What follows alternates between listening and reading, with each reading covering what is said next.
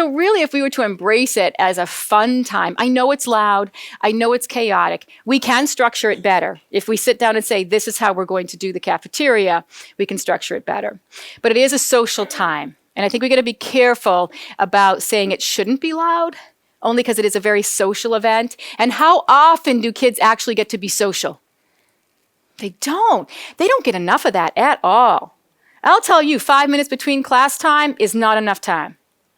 All right, 15-minute recess or 20-minute lunch, not enough time. We send kids to school to learn social skills, then we tell them to sit down and shut up all day. So think about it. Lunch is the only time, one of the only times, that they're going to try their best to get in as much of this as they possibly can.